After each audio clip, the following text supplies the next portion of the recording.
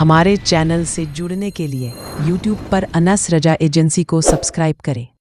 تھوڑا بھی پانی منہ پانی میں نہیں لگایا۔ عباس کوششیں کرتے رہے۔ بعض مورخ نے لکھا ہے کہ اللہ نے گھوڑے کو زبان دے دی۔ گھوڑے نے کہا کہ عباس جس کے مالک خیمے میں پیاسے ہوں اس کا جانور پانی نہیں پیے گا۔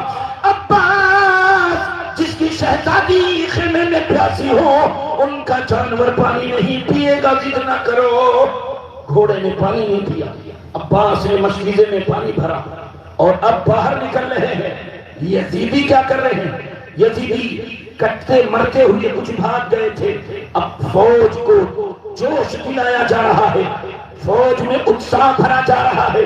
او کوفیو، 3 دن کے یہ پیاسے ہیں، 3 دن کے پیاسے ہیں، تب اس طرح سے حملہ کرتے ہیں۔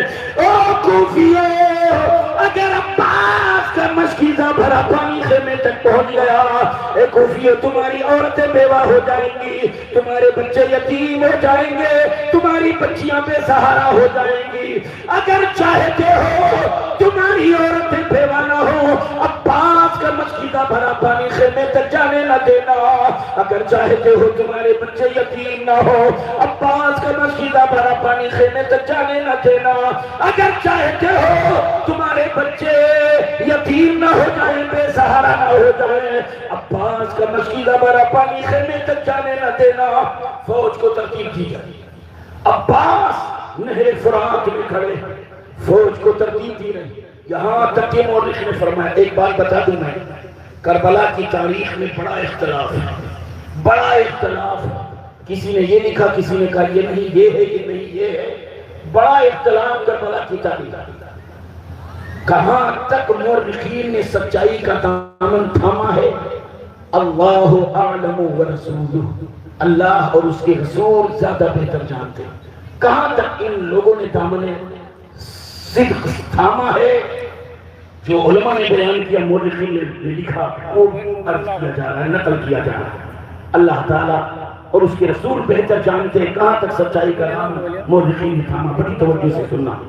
بعض مورخین لکھتے ہیں حضرت عباس نہر فرات میں مشکیزہ بھر لیا۔ حضرت عباس نہر فرات میں ہے، نہر فرات کے کنارے 7 مورچے لگا دیے گئے۔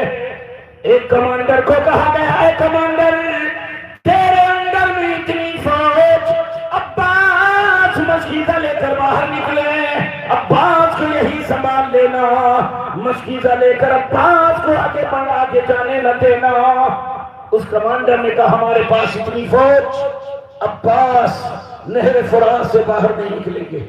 لیکن یزیدی بھی جانتے ہیں ان کی طاقت، کیونکہ کتنے تھے میدان کربلا میں، بڑا اختلاف ہے تاریخ میں۔ زیادہ معتبر تاریخ کے تھی 82 لوگ تھے، 82 لوگ زیادہ معتبر تاریخ ہے، جن میں 72 شہید ہوئے تھے۔ 82 لوگوں کے مقابلے میں کتنی فوج آ جائے بھائی؟ 2 گنا فوج آ جائے، 3 گنا آ جائے، 4 گنا، 5 گنا، 10 گنا آ جائے، لیکن 82 کے مقابلے میں کتنے آئے ہیں؟ 22,000 آئے ہیں۔ ان کی طاقت کا اندازہ ان کو ہے۔ کمانڈر سے کہا گیا، کمانڈر عباس نہر فرات سے مشکیزہ لے کر نکلے، یہی سنبھال لینا۔ کمانڈر نے کہا فکر مت کرو، عباس نہر فرات سے باہر نہیں جائیں گے۔ ٹھیک اس کمانڈر کے پیچھے ایک اور کمانڈر، اے کمانڈر تیرے اندر بھی اتنی فوج، عباس اگر پہلا مورچہ توڑ دے دوسرے میں تو سنبھالنا۔ دوسرے کے پیچھے تیسرا کمانڈر، عباس اگر دوسرا مورچہ توڑ دے تو سنبھالنا۔ ایسے 7 مورچے لگا دیے۔ اللہ فوج بالکل ترتیب سے کھڑی۔ عباس علمبردار کے کان میں وہی آواز، یا محترم ملتش، چچا جان پیاس کی شدت تڑپا رہی ہے، اے کاش مشکیزہ بھرا پانی سکینہ تک خیمے تک پہنچ جائے۔ عباس نہر فرات سے نکلے، ایسا حملہ کیا کہ 7 کے 7 مورچے پہلے ہی حملے میں ٹوٹ گئے۔ تلواریں ایک دوسرے سے ٹکرانے لگی، یزیدیوں کے سر کٹنے لگے، آہو فوا کی آواز آنے لگی، ہر چہار جانب سے خون کے فوارے گر رہے ہیں، خون کے فوارے بکھر رہے ہیں، لاشیں بکھر رہی ہے، ظالم چکرے جہنم میں جا رہے ہیں۔ عباس کا گھوڑا سیدھے جا رہا ہے خیمے کی طرف، کوئی نہیں سنبھال پا رہا ہے عباس کو، کتنے ظالموں کو جہنم میں پہنچایا۔ پھر مورخین لکھتے ہیں ایک ظالم پیچھے گیا، پیچھے سے داہنی ہاتھ پر تلوار سے وار کیا، ایسا وار کیا کہ داہنا بازو کٹ گیا۔ پھر ایک ظالم پیچھے گیا، بائیں ہاتھ پہ وار کیا، بائیں بازو بھی کٹ گیا۔ جب عباس سمندردار کے دونوں بازو کٹ چکے، حضرت عباس گھوڑے سے نیچے تشریف لائے، مشکیزہ نیچے پڑا ہے، عباس یہاں ہے، خیمہ بڑا قریب ہے۔ سوچا گھسٹ گھسٹ کر دانت سے مشکیزے کو دبا کر خیمے تک پہنچا دوں، سکینہ خوش ہو جائے۔ عباس داڑ کے بل گھسٹنے لگے، اتنے میں سینکڑوں تیر نشانے پر لگ گئے۔ سارے تیر جب چھوڑے گئے، سارے تیر آ کر مشکیزے میں بے وست ہو گئے۔ مشکیزہ کا سارا پانی میدان کربلا پی گیا۔ عباس دیتے رہے، حضرت عباس آواز لگاتے، او میری بھتیجی سکینہ، آج اپنے چچا عباس کو معاف کر دینا، میدان کربلا میں تجھ سے جو وعدہ کیا پورا نہ کر سکا، نانا جان سے میری شکایت نہ کرنا، بابا جان سے میری شکایت نہ کرنا، او میری بھتیجی سکینہ مجھے معاف کر دینا۔ کہہ رہے تھے، ایک ظالم آیا تلوار مار، سر تن سے جدا ہو گئے۔ آواز یزیدی دیتے ہیں، حسین اپنے بھائی کی لاش اٹھا کر لے چلے۔ اب آپ بتاؤ حضرت عباس نے کتنوں کو مارا ہوگا؟ پھر بھی تاریخ کہتی ہے عباس صبر والے، یہ کون سا صبر دیا؟ ایک ایک نہ جانے کتنے جہنمیوں کو جہنم میں پہنچایا۔ پھر بھی تاریخ کہتی ہے لوگ صبر والے ہیں۔ بڑی توجہ سے سنو، تم کیا مانا ہے صبر کا؟ تو علامہ علم و حکمت کے سمندر بیٹھے، استاد العلماء بیٹھے۔ صبر کے دو معنی ہیں، ایک معنی تو سمجھ میں آتا ہے، آپ پر کوئی ناجائز سختی کی، آپ نے جواب نہیں دیا، دنیا کہے گی صبر کیا۔ اور ایک معنی صبر کا ہے ڈٹے رہنا، جمے رہنا۔ یہ معنی ہم نے کہاں سے لیا ہے؟ قرآن مقدس سے لیا ہے۔ میں قرآن مقدس کی دو آیتیں کریمہ پیش کرتا ہوں۔ اللہ فرماتا ہے وَاصْبِرْ نَفْسَكَ مَعَ الَّذِينَ يَدْعُونَ رَبَّهُمْ بِالْغَدَاةِ وَالْعَشِيِّ وَاصْبِرْ نَفْسَكَ، اپنی جان کو جما دے۔ یہاں وَاصْبِرْ جمے رہنا، ڈٹے رہنا مانا ہے۔ وَاصْبِرْ صبر بمانا ڈٹے رہنا، جمے رہنا۔ آگے دوسری آیت کریمہ اللہ فرماتے وَاصْبِرْ لِحُکْمِ رَبِّكَ، اے محبوب اپنے رب کے حکم پر ڈٹے رہو۔ وَاصْبِرْ لِحُکْمِ رَبِّكَ، اے محبوب اپنے رب کے حکم پر جمے رہو۔ تو صبر کا ایک معنی ہے ڈٹے رہنا، جمے رہنا۔ میدان کربلا میں صبر کا یہی معنی ہے ڈٹے رہنا، جمے رہنا۔ حضرت عباس کے بازو کٹ گئے ہیں، پھر بھی حق پر ڈٹے ہیں، جمے ہیں، اور وہ محمد کا بدبنا قربان ہو رہا ہے، پھر بھی حق پر ڈٹے ہیں، جمے ہیں۔ علی اکبر کی جوانی لٹ رہی ہے، پھر بھی حق پر ڈٹے ہیں، جمے ہیں۔ کربلا میں 72 نفوس قدسیہ قربان ہو رہے ہیں، پھر بھی دین پر، حقانیت پر، اللہ کی رضا پر ڈٹے ہیں، جمے ہیں۔ کربلا والوں کے لیے دوسرا معنی ہے صبر کا ڈٹے رہنا، جمے رہنا۔ آگے بڑھو بڑی تیزی کے ساتھ۔ آقا حسین اعظم شہید ہو گئے۔ جب آقا حسین شہید ہوئے، آپ کا گھوڑا جو تھا ذوالجناح، دو پر والا ذوالجناح، مورخین فرماتے ہیں شہیدوں کے خون میں اپنے آپ کو لطپت کیا اور دوڑتا ہوا آیا، آقا حسین کے خون سے اپنے آپ کو نہلا دیا، بھگا دیا، لاش حسین پر چکر لگا رہا ہے۔ ابن سعد بولتا ہے اے یزیدیو، حسین کا گھوڑا ربیع النسل گھوڑا ہے، حسین کا گھوڑا بڑا تیز رفتار ہے، حسین کا گھوڑا رسول اعظم کا گھوڑا ہے، اسے قابو میں کر لو۔ ایک پہلوان گیا، ایسے ہی حملہ ذوالجلال نے وہ پہلوان جہنم میں، دوسرا پہلوان قابو کے لیے گیا وہ بھی جہنم میں، تیسرا گیا وہ بھی جہنم میں، ساتھ ساتھ یزیدیوں کو ذوالجلال نے جہنم میں پہنچا دیا، کوئی قبول نہیں۔ ابن سعد نے کہا ٹھہرو ذرا دیکھو ذوالجلال جاتا کہاں ہے؟ وہ ذوالجلال خون میں لت پت ہے، وہاں سے دوڑا اور خیمے کی طرف چیختے ہوئے گیا، ہی ہلاتے ہوئے باہر چیخنے لگا، چلانے لگا، سیدہ زینب کہتی ہوں میرے باپ بھائی آقا حسین آ گئے، شہر بانوں سے کہتی آقا حسین آ گئے، ذوالجلال کی آواز آ رہی ہے۔ اللہ اللہ، سیدہ زینب اوٹ سے جھانک کر دیکھتی ہے، کلیجہ منہ کو آ گیا، اے سکینہ ذوالجلال خون سے لت پت ہے، بھائی حسین کا پتہ نہیں ہے، ذوالجلال پورے جسم میں تیر پہ وسط ہے، آقا حسین کا پتہ نہیں ہے، ذوالجلال پورے جسم سے خون گر رہے ہیں، ذوالجلال زخمی حالت میں، بھائی کا پتہ نہیں ہے۔ سکینہ خیمے میں رہنا، میرے باپ کا خیال رکھنا، شہر بانوں کا خیال رکھنا، بیمار کا خیال رکھنا، میں آقا حسین کی خبر گیری کے لیے مقتل میں جا رہی ہوں۔ حضرت سیدہ زینب مقتل کی طرف چلی، ایسے نہیں چلی، چادر تطہیر اوڑھ کر، ایسے حالت میں بھی پردے کو نہیں چھوڑا، چادر تطہیر اوڑھ کر جب جا گئی تو دیکھا ان ظالموں نے آقا حسین کے لاش مبارک پر گھوڑے دوڑا رہے ہیں۔ سیدہ زینب لاش مبارک کو لے کر بیٹھ گئی، سر مبارک کو اپنے زانوں پر رکھ کر رحمت للعالمین کی بارگاہ میں فریاد کرنے لگی۔ ابھی فریاد کر ہی رہی تھی کہ پیچھے سے سسکنے کی آواز، پیچھے سے رونے کی آواز، سیدہ زینب نے دیکھا تو دیکھتی ہے سیدہ سکینہ رو رہی ہے۔ ارشاد فرمایا سکینہ میں نے تجھے کہا تھا ام رباب کا خیال رکھنا، شہر بانوں کا خیال رکھنا، بیمار کا خیال رکھنا، تو یہاں کیوں آ گئی؟ سیدہ سکینہ روتے روتے کہتی ہے سیدہ پھوپھی جان زینب، یزیدی ظالموں نے ہمارے خیمے لوٹ لیے ہیں، یزیدی ظالموں نے ہمارے خیموں میں آگ لگا دی ہے، آگ کے شعلے خیمے سے نکل رہے ہیں۔ سیدہ زینب کو یاد آیا بیمار، بستر بیماری پر کروٹ بدلنے وہ خیمے میں ہے اور خیمے میں آگ لگی ہے۔ سیدہ زینب بھاگی، خیمے میں آگ لگی تھی، آگ کے شعلے نکل رہے ہیں۔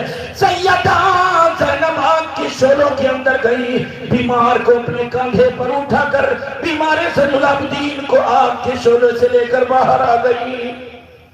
ساری دنیا کے آل رسول پر کتنا احسان اور ساری دنیا کے مسلمانوں پر کتنا احسان۔ آل رسول اگر ان کی نسلیں مل رہی ہم کو، سیدہ زینب ہی کا احسان ہے کہ بیمار کو بچا کر کس طرح سے لائی تھی۔ اللہ اللہ، شام ہو گئی، شام گریباں ہے، لاشیں بکھری ہوئی، میدان کربلا میں چمنستان رسول کے پھول جگہ جگہ بکھرے ہوئے ہیں۔ جتنے یزیدی جہنم میں گئے تھے ان کے لیے گڈھا کھود کر جہنم میں ڈالا گیا، اس گڈھے میں ڈالا گیا، لیکن رسول اللہ کی چمن کے جتنے پھول بکھرے تھے ظالموں نے بے گور و کفن وہی چھوڑ دیا۔ شام ہو گئی، ہلکا اندھیرا چھانے لگا۔ اللہ اللہ، حضرت سکینہ قافلہ لٹ چکا ہے، چھوٹے چھوٹے بچے ہیں، بوڑھے ہیں، کوئی مرد جوان نہیں ہے، اجنبی شہر ہے، رات کی تاریکی ہے، باپ بھائی سب دنیا سے جا چکے ہیں۔ ایسے ماحول میں سیدہ سکینہ آگے بڑھ رہی ہے، بابا جان، بابا جان کہاں ہو، بابا جان کہاں ہو؟ اتنے میں ایک ظالم یزیدی مل رہا ہے۔ ظالم یزیدی کہتا ہے بچی تو کون ہے جسے ڈھونڈ رہی ہے؟ تو لڑکی ہے کون؟ بچی سکینہ کہتی ہے میں مظلوم کربلا حسین اعظم کی نور نظر ہوں، میں مظلوم کربلا حسین اعظم کی لخت جگر ہوں، میں مظلوم کربلا حسین اعظم کی آنکھوں کی ٹھنڈک ہوں، میں یتیم ہوں، میرا نام سکینہ ہے، میرے والد حسین اعظم شہید کر دیے گئے ہیں۔ اس ظالم کو ترس نہیں آیا، جب سنا کہ حسین کی بیٹی ہے تو ظلم کا پنجہ آگے بڑھایا اور سکینہ کی کان سے بالی کھینچی، ایسی بالی کھینچی، بالی ہاتھ میں آ گئی، کان کر گئے، خون گرنے لگا۔ ارشاد فرمایا اے ظالم، یتیم پر رحم کر، اللہ کا قہر نہ نازل ہو جائے۔ اس ظالم نے سیدہ سکینہ کے چہرے پاک پر ایسا تھپڑ مارا، آپ غشی کھا کر بھی ہوش ہو کر آپ لاشوں کے بیچ لیٹ گئی۔ سکینہ بھی ہوش لیتی ہوئی، ادھر قافلہ لٹا ہوا ہے، آگ لگ گئی، خیموں میں سماک سے جل گئی۔ اب اہل بیت میں کون ہے؟ ننھے ننھے بچے ہیں، بچیاں ہیں، بیمار ہیں، بوڑھی عورتیں ہیں، کوئی جوان نہیں، جوان اگر کوئی تو ایک سیدہ زینب ہے بس، ننھے ننھے بچے بچیاں یا تو بوڑھی مائیں ہیں۔ یہ حالت ہے۔ حضرت سیدہ سکینہ، حضرت سیدہ زینب نے دیکھا کوئی سایہ آگے بڑھ رہا ہے۔ حضرات وقت بہت ہو جائے گا، بس میں 5-7 منٹ میں بھی بات ختم کر رہا ہوں، کیونکہ اگر تفصیل گفتگو کی جائے تو شاید کئی صبح ہو جائے تو میں دمشق پہنچ پاؤں گا، اس لیے بس مختصر سا، کیونکہ ہمارے باہری مہمان آئے، بس 5-7 منٹ میں آپ کی بات ختم کر رہا ہوں۔ حضرت سیدہ زینب نے دیکھا کوئی سایہ آگے بڑھ رہا ہے، لکڑی اٹھا لیو، چلی آگے نہ بڑھنا ورنہ میں تجھے بتاؤں گی علی پاک کی لخت جگر ہوں۔ ادھر سے آواز آئی، اے سیدہ زینب، میں کوئی دشمن نہیں ہوں، ہن کی بیوی ہوں، میں پانی لائی ہوں، پانی پی لیجئے۔ سیدہ زینب کے آنکھوں میں آنسو ہے، او ہن کی بیوی، چمنستان رسول کے پھول سوکھ گئے ہیں، پانی کی ضرورت نہیں ہے، چمنستان فاطمی کے پھول بکھر گئے ہیں، اب پانی کی ضرورت نہیں ہے۔ سیدہ زینب سے ہن کی بیوی کہتی ہے، رسول پاک تمہارے نانا جان نظر قبول فرماتے تھے، یہ نظر ہے کربلا کے میدان میں قبول کر لو۔ سیدہ زینب نے سنا اپنے نانا جان کی بات، جلدی سے پانی لے لیا، پانی لے لیا تو تلاش کرنے لگی سکینہ کو، اینا سکینہ، اینا سکینہ، کہاں ہو سکینہ؟ آنکھیں پتھرا گئی ہے، ہوش سوکھے ہوئی ہے، سکینہ کو پانی دے دیں۔ اندھیرا ہو رہا ہے ہلکا، ان کا پیر ان کے پیر سے ٹکرا گیا، ٹٹول کر دیکھتی ہے سکینہ ہے، اللہ اللہ، چہرے پر ہاتھ پھیری تو آنکھیں بند ہے، پانی کا چھڑکاؤ کی، آنکھیں کھول کے اٹھایا، سکینہ بیٹی یہاں کیا کر رہی ہے، کیسے گر گئی؟ داستان بتایا ہے، ظالم نے پھوپھی جان میرے ساتھ یہ ظلم کیا۔ اچھا بیٹی لے پانی پی لے۔ سیدہ سکینہ کہتی پھوپھی جان کیا آپ نے پانی پی لیا؟ سیدہ زینب کہتی ہے سکینہ نانا جان نے فرمایا ہے کھانے پینے کی چیز چلی جائے تو پہلے چھوٹے کو کھلایا پلایا کرو، تو چھوٹی ہے اس لیے تیرے لیے لائی ہوں پانی۔ سیدہ سکینہ نے پانی لیا، پانی لے کر چلے ہوئے خیمے کے پیچھے گئی، ایک قبر پر سارا پانی گرا دیا۔ سیدہ زینب نے فرمایا سکینہ یہ کیا کیا؟ کہتی پھوپھی جان آپ نے ارشاد فرمایا نانا جان نے کہا ہے کھانے پینے کی چیز مل جائے تو چھوٹے کو کھلایا پلایا کرو، ہم سے چھوٹے ہمارے بھائی علی اصغر ہیں اس لیے سارا پانی ہم نے انہی کو پلا دیا۔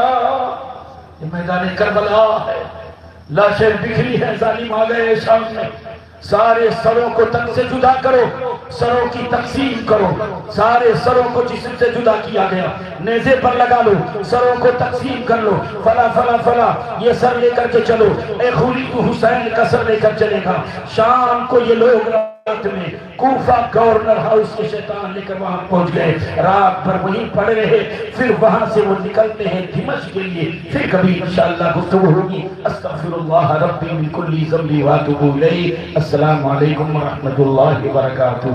حضرات ماشاءاللہ عظیم المرتبہ شخصیتیں جلوہ بار ہو رہی ہیں جس کے لیے ہم سب لوگ منتظر ہیں۔ حضرات ناموں سے استقبال کرنے خطیب ہندوستان حضور شاہ علامہ مفتی فرقان منزلی صاحب بریلوی شریف کی آمد ہو رہی ہے۔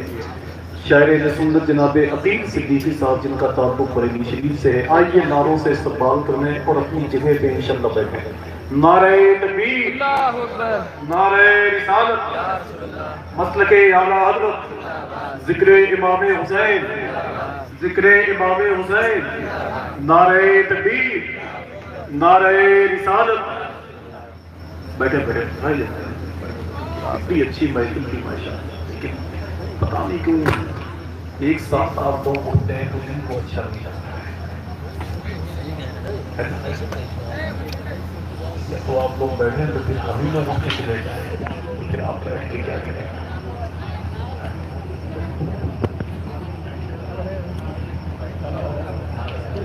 تو بیٹھ جائیں تو پھر ہم لوگ اٹھ کے چلیں.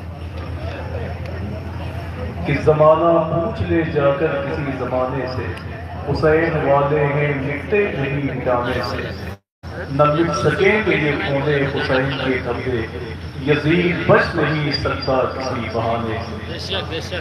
نہ مٹ سکیں گے یہ خونے حسین کے دھبے. تھوڑا سا ہماری صحیح کریں چاہتے ہیں کہ ایک ہی بات آپ سے ٹھیک کروں گا کہ زمانہ پوچھ لے جا کر کسی زمانے سے، حسین والے ہیں مٹتے نہیں مٹانے سے.